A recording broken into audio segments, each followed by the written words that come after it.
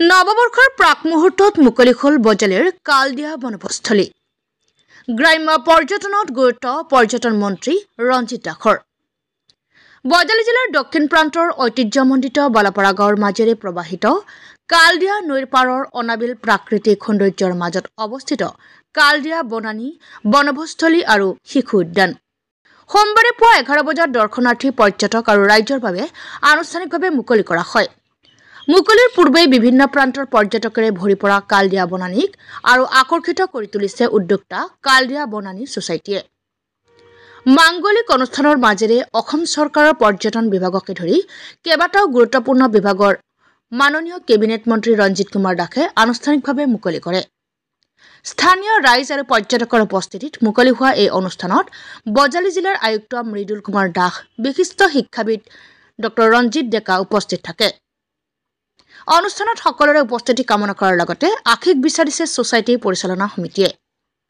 আগতীয়াকৈ যোগাযোগ কৰিবৰ বাবে 7002345407 অথবা 9864393044 এই নম্বৰত যোগাযোগ কৰিব পাৰে বুলি জানিবলৈ দিয়ে। কালদিয়া বনানী এটা উল্লেখযোগ্য, মই ভাবোঁ যে অকল পিকনিক স্পটে নহয়, পৰ্যটনৰ এটা কেন্দ্ৰবিন্দু হৈ পৰিছে। আৰু যিহেতু আমাৰ পৰ্যটন বিভাগৰ যি ডেষ্টিনেশ্যন, সেই ডেষ্টিনেশ্যনত যিহেতু আমাৰ পহুমৰা পথাৰ, আমাৰ দুবিপুৰী হৰিশ্বৰ, আমাৰ যি কলিবাৰী থান, এইবোৰ থান থকাৰ পিছত মই ভাবোঁ যে আগন্তুক দিনত এইটো আমি তাত ডেষ্টিনেশ্যনত আমি অন্তৰ্ভুক্ত কৰিব পাৰিম। কাৰণ যথেষ্ট যিহেতু পৰ্যটক আহে আৰু পৰ্যটকৰ কাৰণে অসমত আচলতে বহু সুবিধা আছে আৰু ভাল পৰিৱেশ এটা ইতিমধ্যে হৈ উঠিছে। কাৰণ কিয়, মই যদি আমাৰ পৰ্যটনৰ যদি পৰিসংখ্যা দেখোঁ, তেতিয়া আমি দেখিছোঁ যে যোৱা বছৰ প্ৰায় 76,12,000 মানুহ আমাৰ দেশীয় পৰ্যটক আমাৰ অসমত আহিছে আৰু লগতে বিদেশী পৰ্যটক আহিছে 23,000 পৰ্যটক আহিছিলে, যিটো নেকি আমি একেবাৰে ৰেকৰ্ড স্পৰ্শ কৰিছোঁ।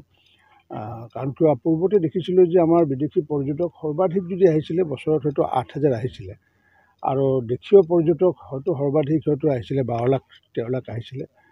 এই যিটো আজি পৰিৱেশটো হৈছে, সেই পৰিৱেশটো আজি ইমান মানুহ যে আহিছে, 76 লাখ যে মানুহ আমাৰ ইয়াতে আহিছে, তাৰ কাৰণে মূলগতভাৱে মই ভাবোঁ যে আমাৰ মুখ্যমন্ত্ৰী ডক্টৰ হিমন্ত বিশ্ব শৰ্মা ডাঙৰীয়াই যি আন্দোলন বৰ্জিত যি এটা পৰিৱেশৰ কথা আগৰ পৰা কৈ আহিছিলে। কাৰণ কিয়, আমি যদি চাওঁ এতিয়া আমাৰ জোৰ সমদল আমি কৰোঁ, বিভিন্ন সংগঠনে কৰোঁ, আমিও কৰিছোঁ। এই জোৰ সমদল কি, এতিয়া আমেৰিকাৰ মানুহে একো বুজি নাপায়। জোৰ সমদল কি, এতিয়া ধৰক জম্মু কাশ্মীৰৰ মানুহে বুজি নাপায়, কাৰণ কিয় দেখাই নাই। জোৰ সমদলটো আমাৰ অসমৰে, আৰু টিভিত যেতিয়া দেখা পায় মানুহে ভাবে যে জুই লগাবলৈ গাঁৱে জুই লগাবলৈ গৈ আছে নেকি। আমেৰিকা হওক বা ইউকেৰ পৰা হওক বা ইটালীৰ পৰা যদি কোনোবা আহে, যদি দিল্লীত যদি এম্বাছিত যদি থাকে আৰু তেওঁ যদি আহি পেলাই কয় যে নহয় কাইলৈ অসমত যাম, আৰু টিভিটো যেতিয়া দেখাই দিব কাইলৈ অসমত যাব, এই টিভিত দেখা নাই নেকি যে জুই লৈ পেলাই মানুহে প্ৰচেছন কৰি গৈ আছে ঘৰ জ্বলাবলৈ। কাৰণ তেওঁলোকে এইটো কনচেপ্টটো নাই।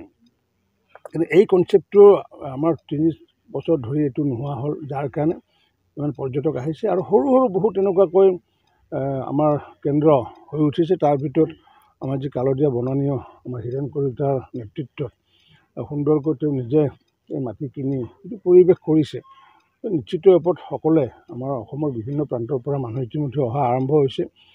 মই ভাবোঁ মই পৰ্যটন বিভাগৰ মন্ত্ৰী হিচাপে মই তেখেতক হীৰেণ কলিতা ডাঙৰক ধন্যবাদ জনাইছোঁ। আৰু এইটো ইনফ্ৰাষ্ট্ৰাকচাৰ যাতে বৃদ্ধি কৰিব পৰা যায়, তো নিশ্চিত ৰূপত ব্যৱস্থা কৰিব। ব'টিঙকে আদি কৰি, ফিচিঙকে আদি কৰি বা চুইমিঙকে আদি কৰি যথেষ্টখিনি ইয়াতে পৰিৱেশ আছে।